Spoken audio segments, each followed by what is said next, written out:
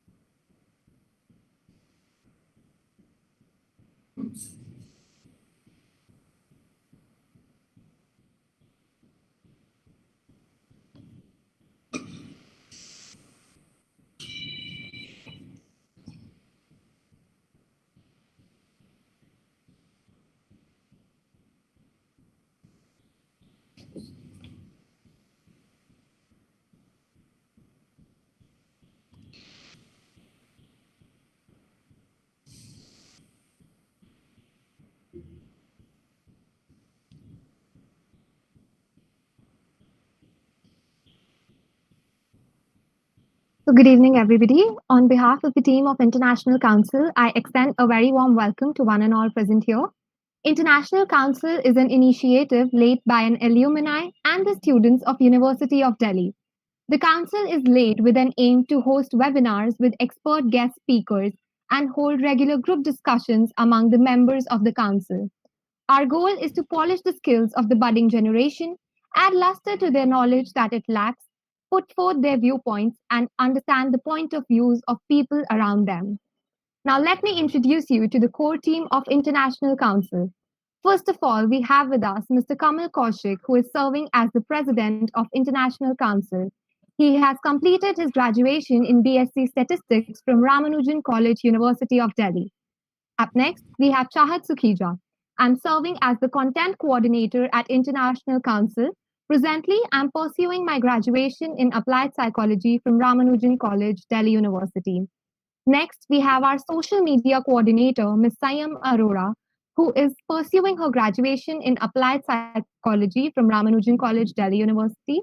Up next, we have our technical head, Mr. Pratham Aggarwal, who is pursuing software engineering from IP University. Next, we have our PR head, Ms. Zoya Hanif, who is pursuing her graduation in philosophy honors from LSR, University of Delhi. Next, we have our treasurer, Mr. Vivek Tiwari, who is pursuing his graduation in statistics honors from Ramanujan College, University of Delhi. And next, we have our HR, Riya Chandra, who is pursuing her graduation in BCom honors from Kamla Nehru College. We are proud to announce that presently we have collaborated with 14 eminent colleges of Delhi University and IP University, and we have the presidents from each college with us. We have Anisha Kapoor from LSR, Tanya Goyal from JMC, Vrinda Arora from Ramanujan, Adhya Agarwal from Kamla Nehru College, Shubham Madhesia from Shahid Bhagat Singh College, Pratham Ochani from ARSD, that is Atma Ram Sanatan Dharam College, Jasvi Singh from Mata Sundari College, Simran Rana from Satyavati College, Niharika Yadav from Sriram College of Commerce, Hardik Kaul from Hansraj College, Vaibhav Chauhan from Motilal Nehru College, Tanishka Lohia from Gargi College, Neha from Miranda House, and Eva Makkar from Maharaja Agrasen Institute of Management Studies. So, as you all know, we have gathered for today's webinar on the topic Role of Insecticides in Global Food Security. Insecticides are widely used to protect the crops against insects, weeds, and fungi. They help increase yields and the number of times per year a crop that can be grown in the same land. This helps overcome food shortage. We have with us our expert guest speaker, Mr. Rajesh Aggarwal, who is the Managing Director of Insecticides India Limited. Sir, International Council is glad to have you with us. I request you all, whatever queries you have, you may drop them in the chat box and we will convey your queries to Sir. Now, I hand over the platform to Adhya Agarwal to kindly introduce our eminent guest speaker for the evening. Thank you, Chahat. Mr. Rajesh Aggarwal, the Managing Director of Insecticides India Limited, a BSc and NSE listed agrochemicals manufacturing company, is an exemplar of entrepreneurial success. In 2001, He, along with his father, founded the company with an aim to uplift farmers by bringing in world class technology and providing the agricultural sector with quality agrochemicals. Currently, IIL rakes over rupees 1,360 crore turnover annually. Though it's easy to be a fan of Mr. Agarwal's humble, dynamic, and passionate personality, there is much more to him than meets the eye. However, one's encounter with him as he is decked up in his business suit, which is always as crisp as a new banknote, and dyed to a uniform shade of bleak grey or blue, is enough to leave a deep and long lasting impression on one's mind. Ladies and gentlemen, please join me in welcoming Mr. Agarwal. Before I hand over to Sir to begin the event, I would like to make a small announcement for the members. A link will be shared in the chat box itself and will be valid for 20 minutes. Please click on the link for us to be able to note down your attendance. Thank you. Sir, you may begin. Thank you very much, Adya. So I'm very happy to be the part of your program of this International Council. And today, when I'm talking to the young students of the university, I cannot stop myself from being nostalgic because I recollect these days when 27 years back I was a university student and we just used to sit in the college and dream, plan what will be the future. I'm sure that each one of you is passing through that age when you have passed your school and you are reaching to adulthood. The there is a wish to shoulder the responsibilities, but still, I would say at every age you have certain advantages and certain disadvantages. You are in an age when the pressure of responsibility is lower and you are being taken care by your family. And now in the next step, that step is not far when you have to take care of your nears and dears, your family. So, first of all, before starting and coming to the business session, I'll raise some instances from my career, from my past experience, and would like to discuss those points which I believe will be very helpful for all the students in planning their future. I'm not going to guide you that what you have to do, but how you have to do is very, very important. Because all of us, whosoever are participating in this program or whosoever are members of this council or they'll be seeing this video. What is the agenda? Why? Why do you wish to see this video? The reason is you want to be successful. Who don't want success? Everybody needs it. But we waste a lot of time in searching the success formula. Is it really difficult? Or it is easy? I would say it is very easy. Everybody knows. But implementation of that is easy. Sometimes the mistake we do is we choose the easy path and make life difficult. I'll repeat. We choose easy path but make life difficult. We know that if we can study, if we can devote time, then of course we can have good marks. If I exercise more or if I do morning walk every day, I can maintain good health. But these are the things which you ignore. Simple examples so that everybody understands. So my first point which I would like to raise is that whatever you do, if you are a student, you are studying. If you enter into business, you enter into service, whatever you do in your career, you have to enjoy. If you are enjoying what you are doing, then the results are the best. Because in human beings, there is no start and stop button. Nobody can start you that, okay, I press this button and the zeal comes. The inspiration has to come from within. When you decide, yes, I'm ready, I have to do this job, nobody can stop you. And if you are not getting up and there is just pressure on you and you are not able to take that pressure, then there is no start. The important thing is why you work. If as a student you are studying, what's the need? Why you are studying? Are you studying for yourself? Or you want to give something to your family? Because this is the basic inspiration. Because at your age, you are passing your time in studies. You are investing your time in studies. But in the next step, you will be investing your time in doing the work.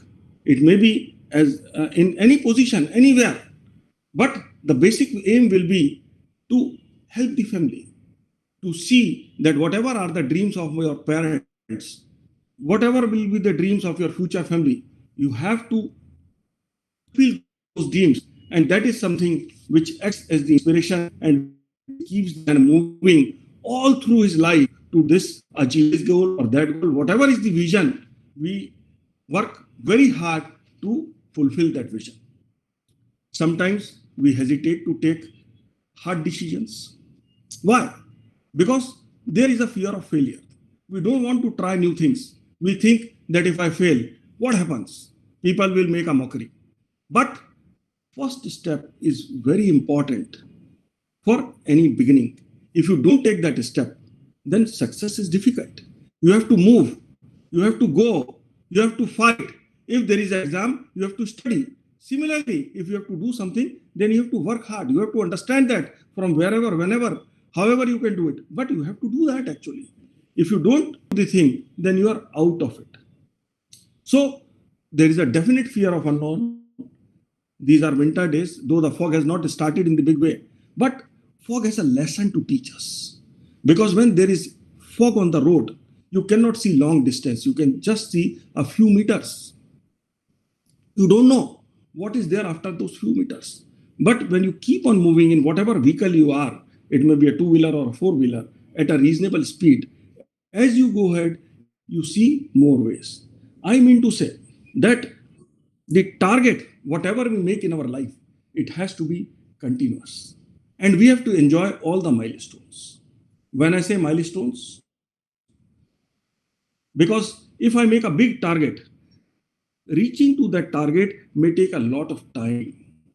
It may be a difficult target because if the target is not difficult, enjoy it.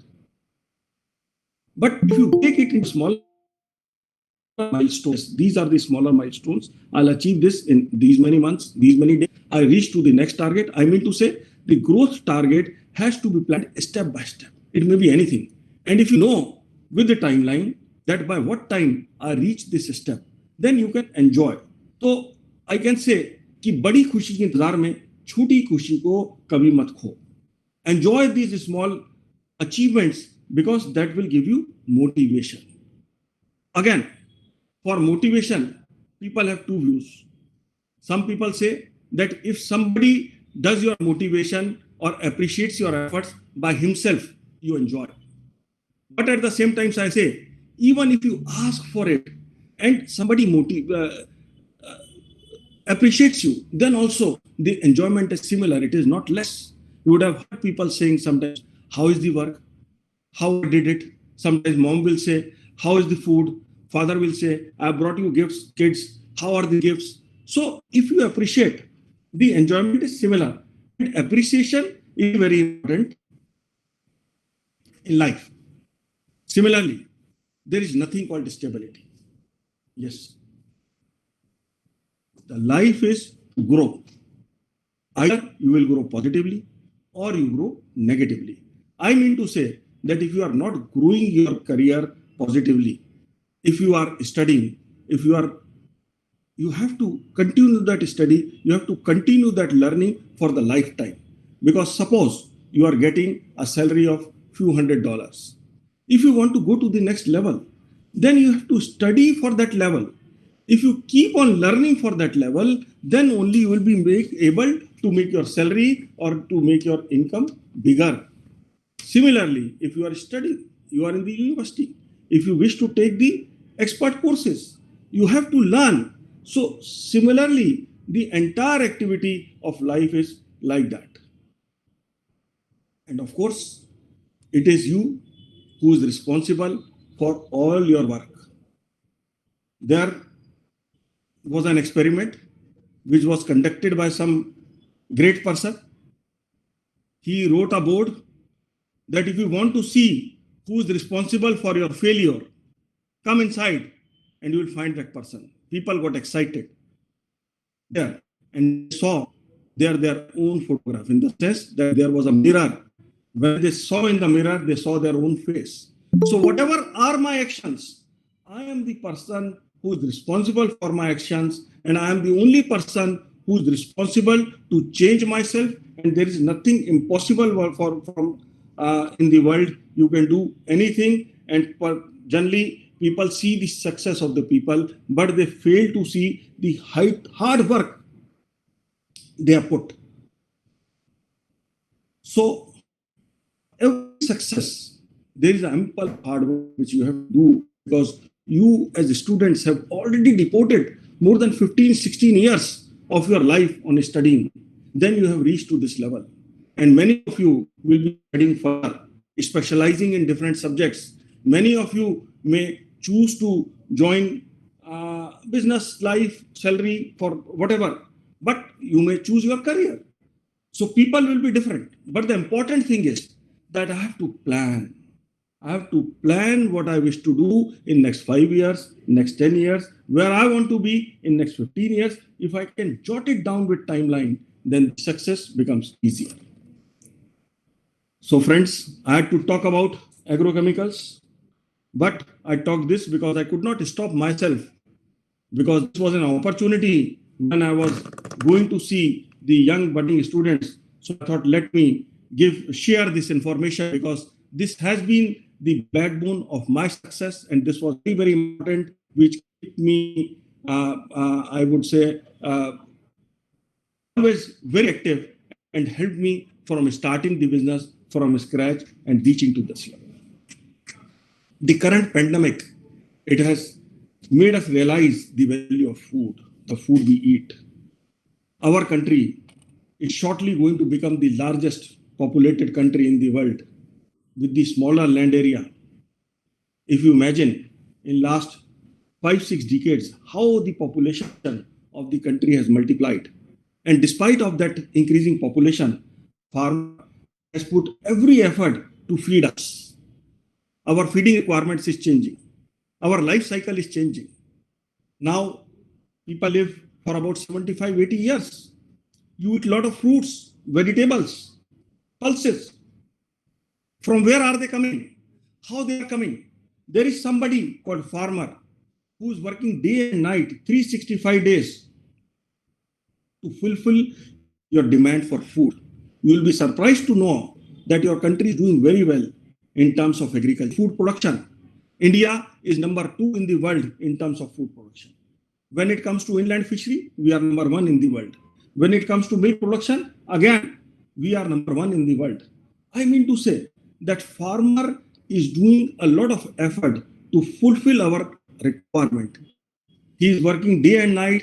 His entire family is into passive, I would say, working, where they will go to the field, and as per the requirement, they will not take any holiday. It may be a Sunday or a Saturday or any festival, but if there is a requirement at the field, they will work and they will make food for us. And I think their effort needs to be applauded. Insecticides India, as our name suggests, is an agrochemical company. Our vision is that we wish to help the farmer in increasing in income. We wish to help the country to be sustainable in terms of food security. We wish that every human being on this earth should get food, and our farmer should get the agriculture input at competitive prices, the new generation products with innovation, with R&D, with small research activities which are affordable by him, so that he can increase his income. Today, if I talk about agrochemicals, Indian market size is about $3 billion. 20,000 crores of agrochemicals are used in the country, and 20,000 crores of agrochemicals are exported from our country. And these 20,000 crores of agrochemicals help us in producing more than 300 million tons of food every year. I mean to say, the consumption of agrochemical in India still is very, very low, and you will be surprised to know that the agrochemicals which are given to the Indian farmer are one of the cheapest in the world. And why I can say this? I say this because a lot of effort has been put into this industry by the local entrepreneurs in past 2-3 decades. In particular, a lot of reverse engineering is happening for all of patented products. I think all of you know what is patent. Whenever there is a new invention, you are granted a patent for 20 years that nobody in the world can copy that product. So though we are doing very well in the world, but still the technology what India is using is not the latest. I would say is when I say this, why? Because we are not inventing. We are not bringing the new technology products to the farmer of India. We are trying to do that, but still we are lagging. So the thing is to reverse engineer, develop these technologies of the modern products and make them in India. And industry has been doing it and providing it to the farmer at very competitive prices and also taking these to the world. The second line of products are the generic products like the generic medicines, which are age-old products which got off-patented many years back. Here again, the agrochemical industry is doing very good and we are making that at competitive prices because there are certain hidden advantages in the country. There is no reason for you to get afraid. But here I would like to tell you that the salary levels in our country still, they have increased in a big way in past few years, but they are not matching the world's top developed countries. We still are low. So there are many things like manpower, transportation, running expenses, chemicals, which are available in our country at very competitive prices, and they make us very competitive in the international markets. Apart from that, then we have the advantage in most part of the country, there is no snowfall, which means that you can work 365 days, you can plan the production activities round the and there are no holidays, no long holidays. So if India manufactures, then it gives the challenge to the big countries of the world and India gets the advantage. Why? Because our quality is popular, our commitment is very popular, and we are able to make these products at very competitive prices. You will be surprised to know worldwide, our doctors, engineers, technicians, there are huge force of our people who are working in the developed countries of America, in Europe, in different countries actually. And our experts, they are doing a lot of good work.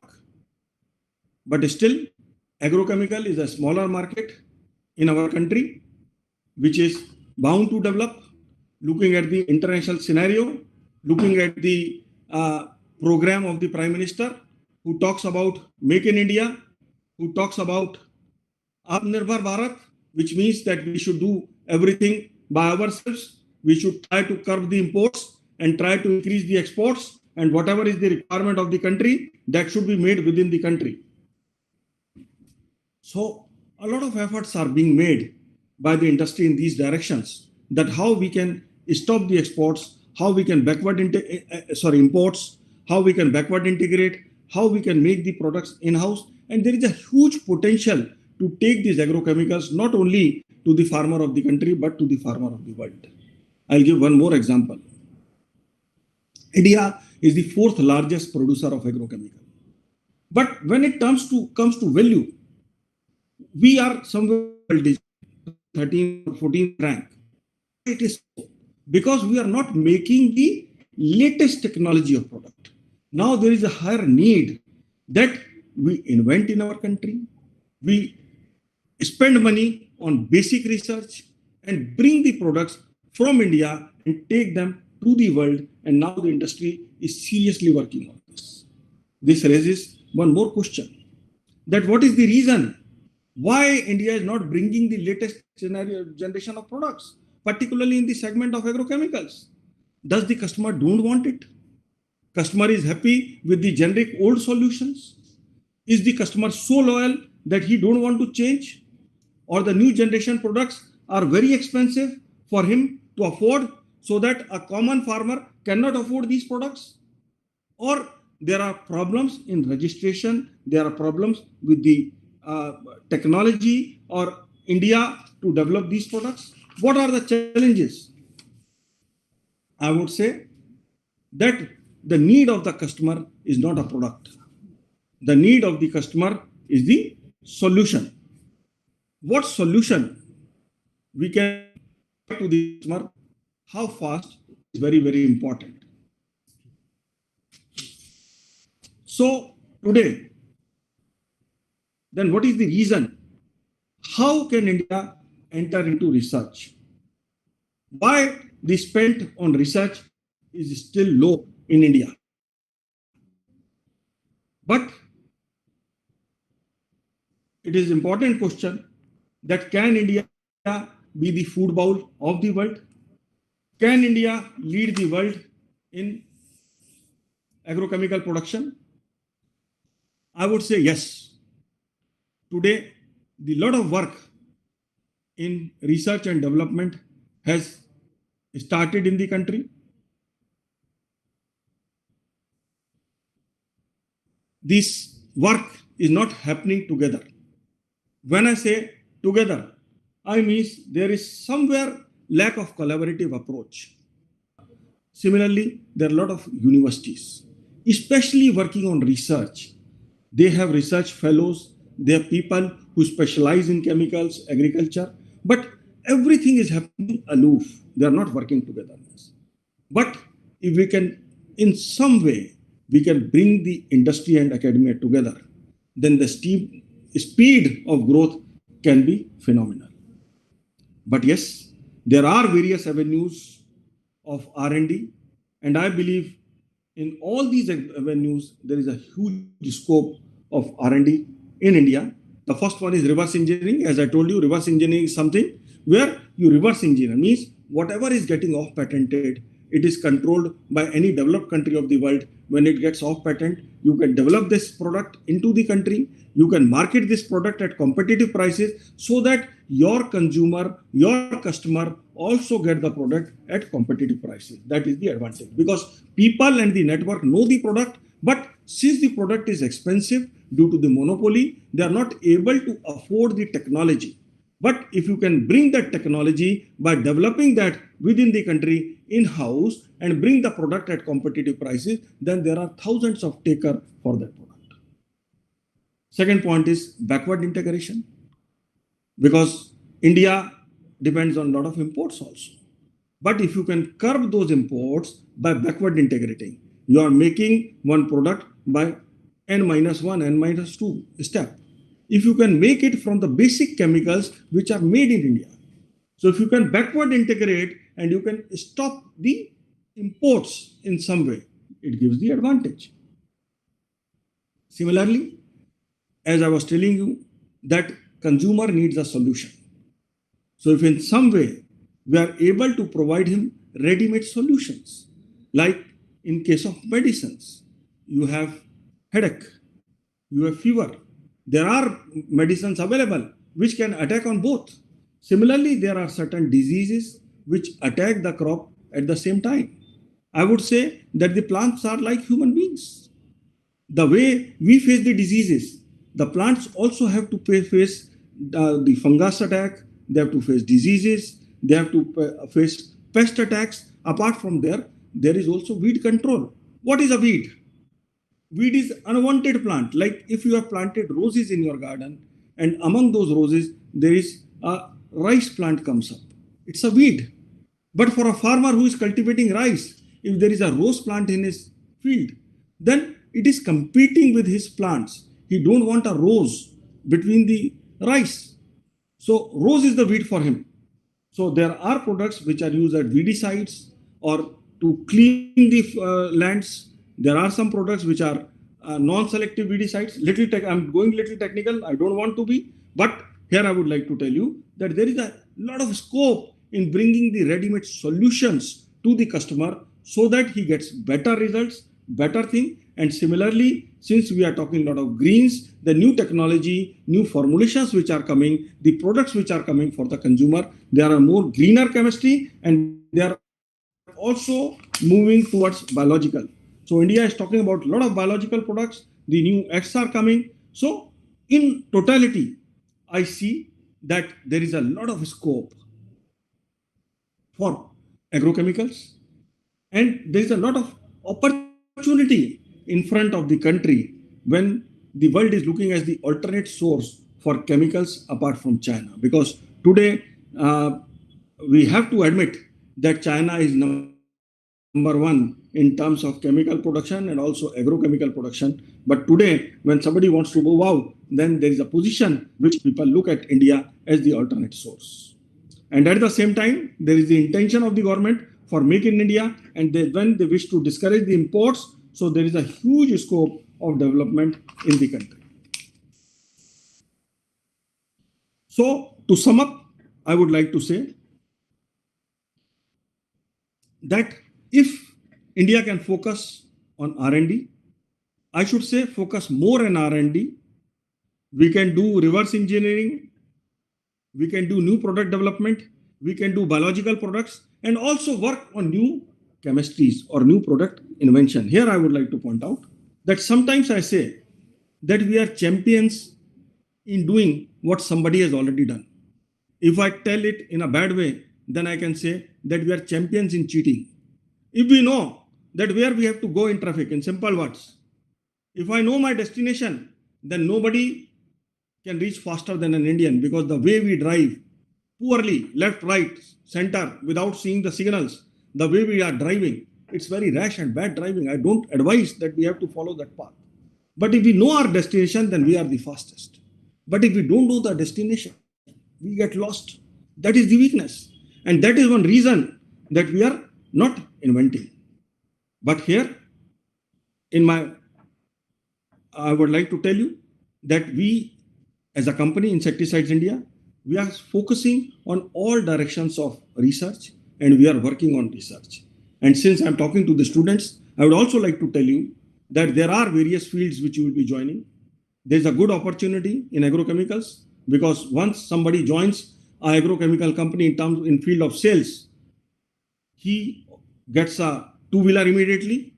And if he's little hardworking, little enterprising, I see people shifting to a four-wheeler in 4 to 5 years of time. I mean to say that your friends can envy that somebody who was traveling by bus is traveling on a motorcycle, and very fast he comes on a four-wheeler if he is working in sales. In the same way, there are a lot of opportunities in the R&D centers, in the plants, and the science students can join in the R&D centers and in the plants. So agrochemical sector is something which is increasing in a decent way in the country, and there is a lot of opportunity to join in this sector. With this, I'll thank everybody, though it was a little technical, but still listening to me. And if there are any questions, I would love to answer those questions. Thank you very much.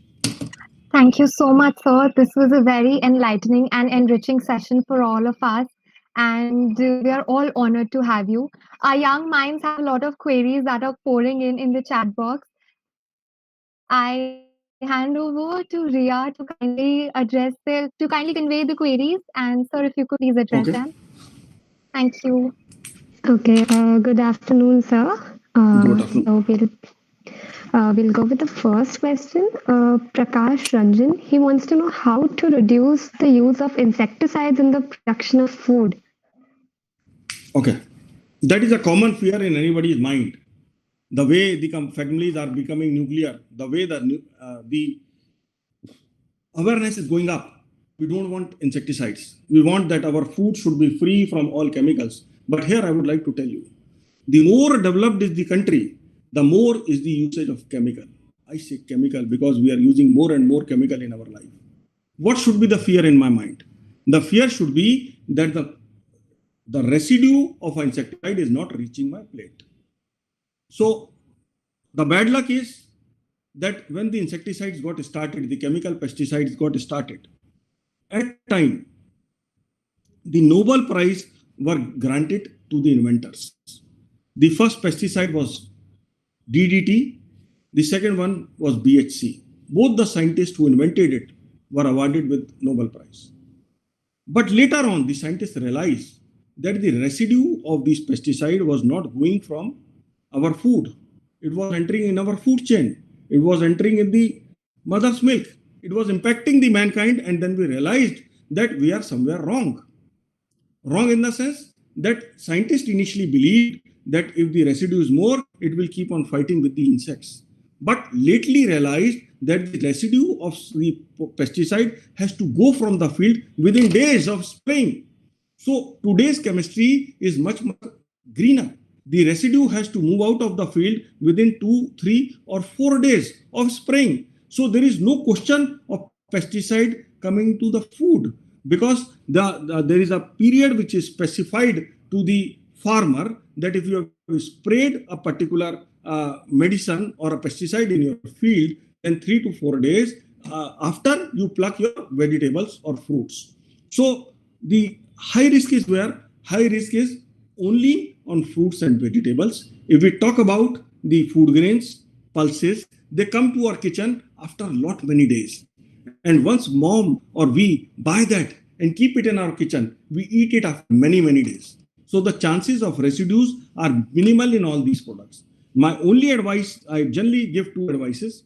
My first advice always is that you should buy seasonal fruits and vegetables and try to eat seasonal fruits and vegetables. Why? Because when you are eating seasonal food, the price is very cheap. Farmer don't bother that if it is being eaten by the insect, he will spray minimum amount of pesticide.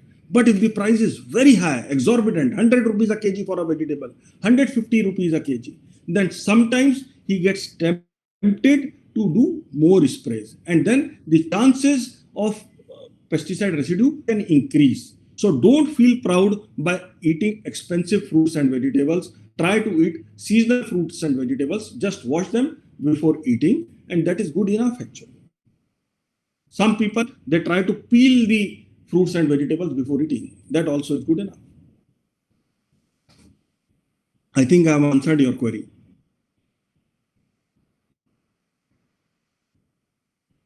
You are silent. So, Sir, Simran Chauhan wants to know, what is the impact of pesticides in food on human body?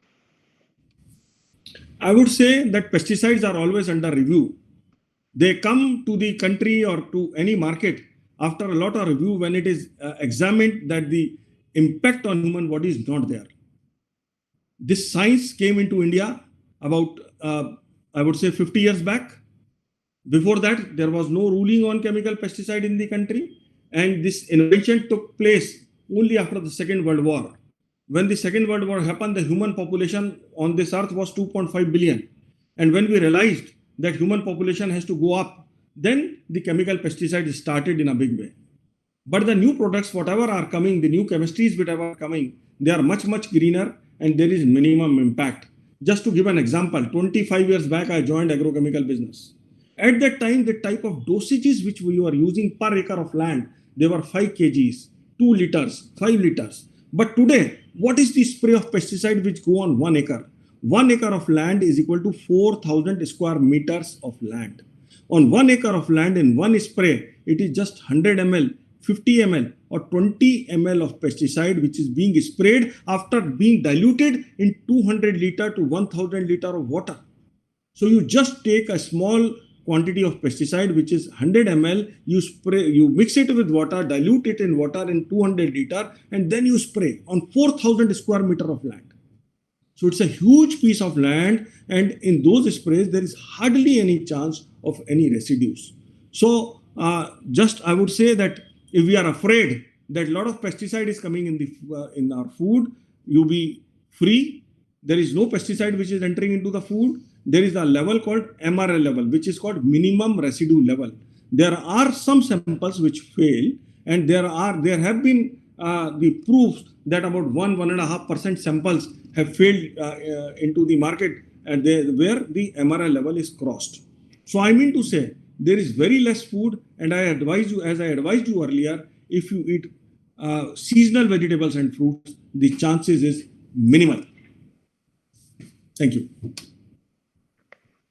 Okay, sir. Moving on to the next question.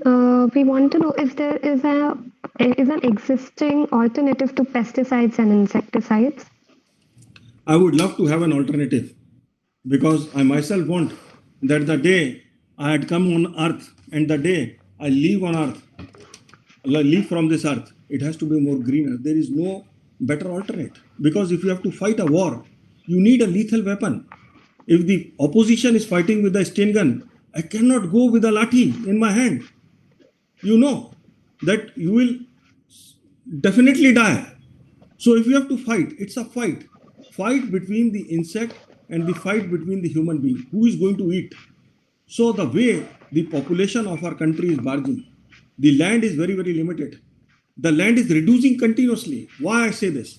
Because whatever development is taking place, these roads, housing, industry, whatever is coming, it is eating away the agriculture land. If you see nearby your town, in few days, few years back, 5 years down the line, there was a lot of agriculture around. And today you will not find agriculture land near your house or near your town. It is going far, far, far, which means the population is going up, the land is becoming smaller.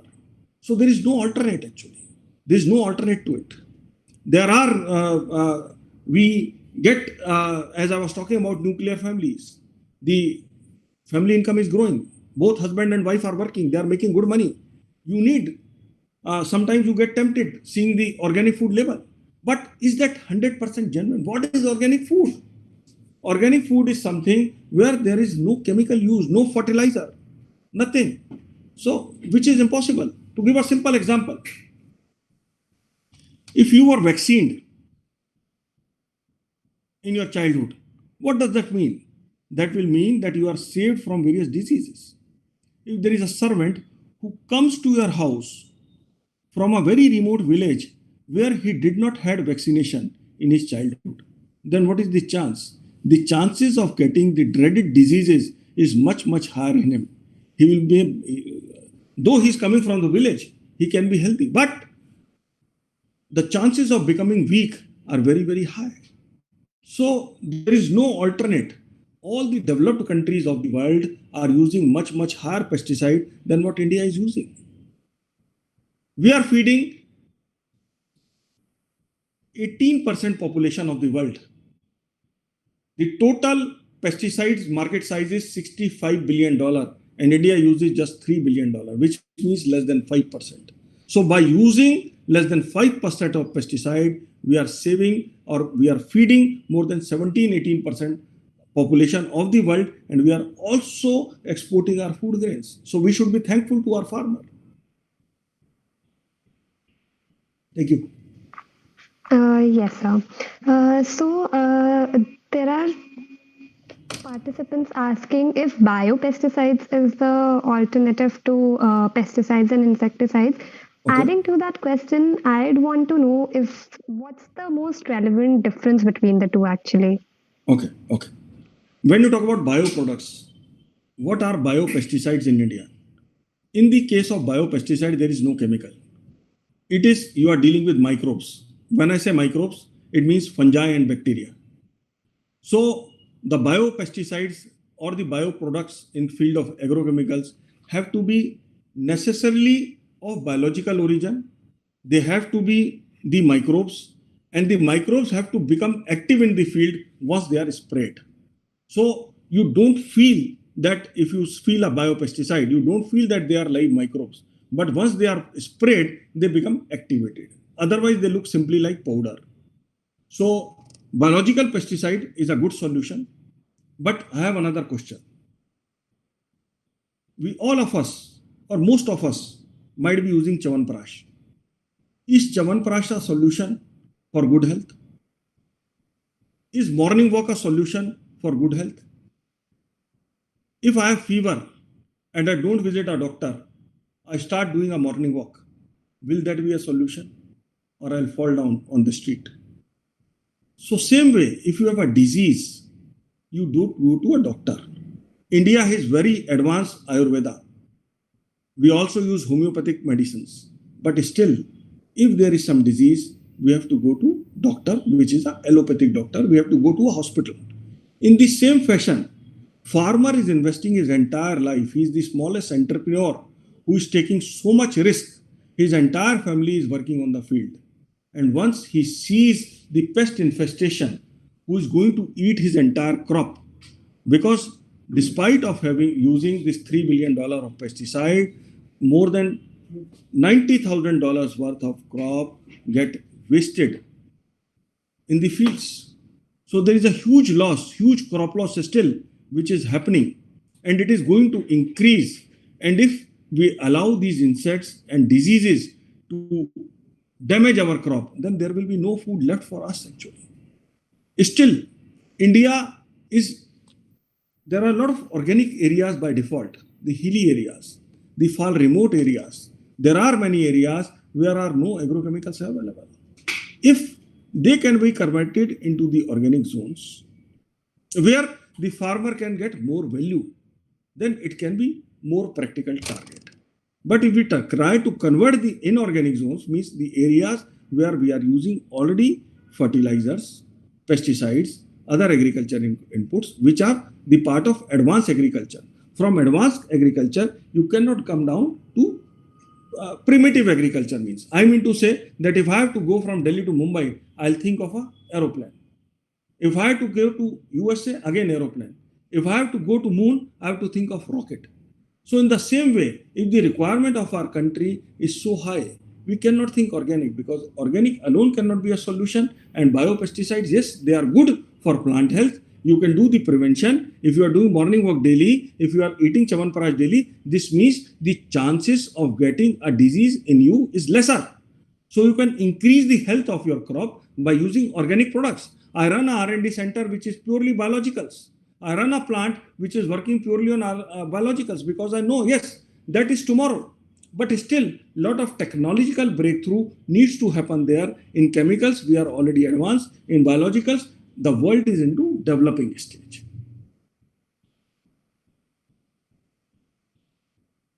Okay, sir.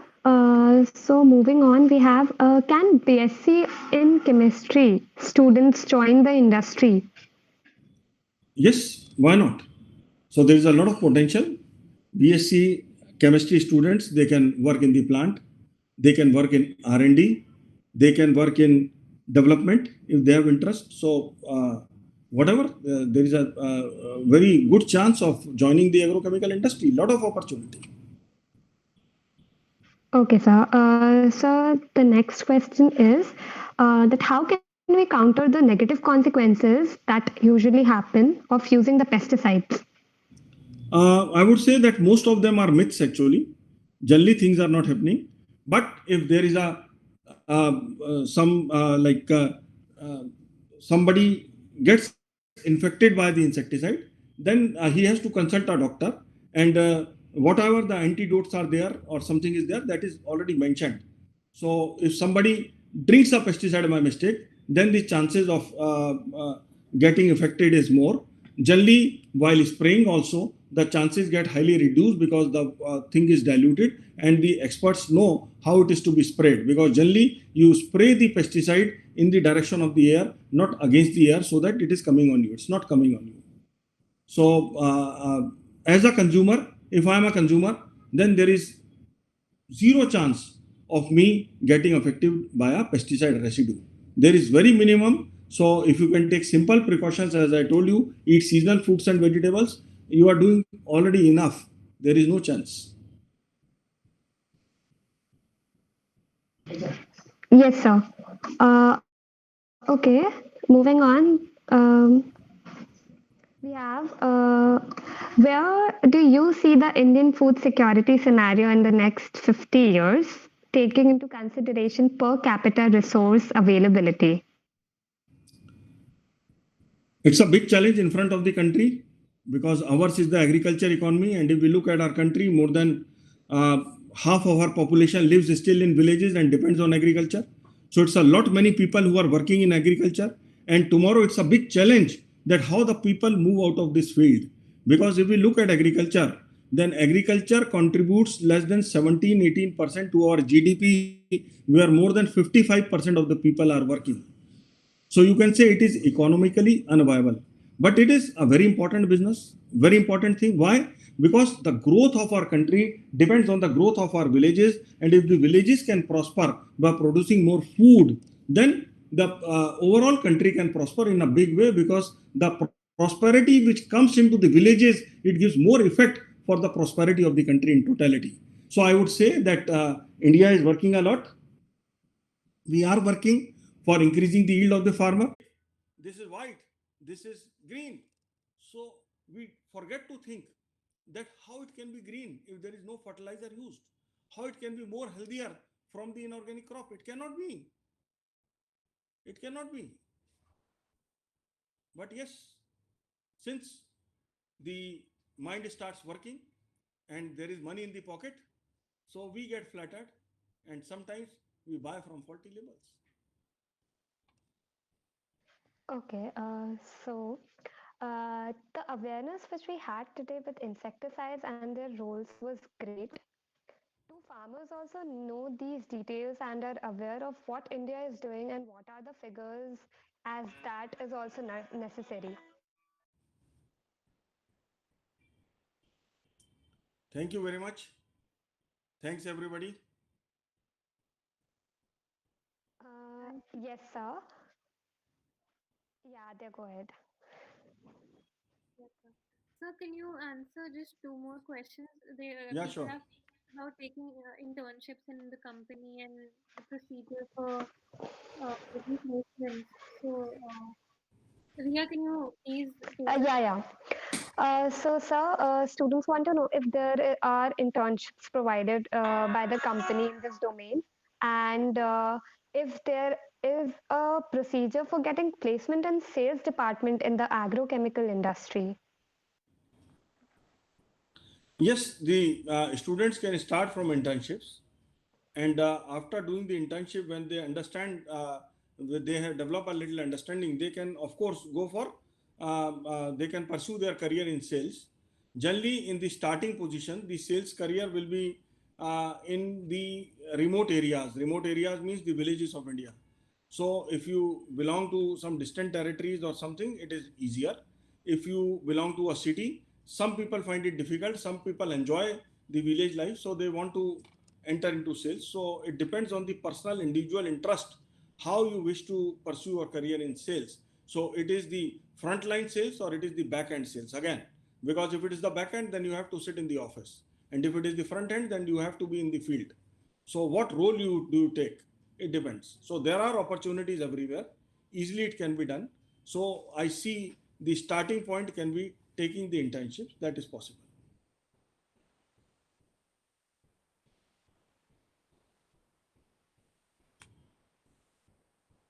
Thank you so much, sir, for being here. And on behalf of the team of International Council, I thank you for gracing the occasion. This is an honor for all of us. This was a very lively, interactive, and enriching session, and it certainly added to our knowledge. We are highly grateful and thankful. Thank you for being here, sir. Thank you for your time.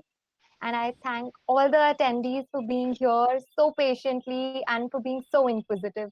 Thank you to everyone on behalf of International Council. Thank you very much. I also like this participation in this program because I again got an opportunity to look younger, to think younger.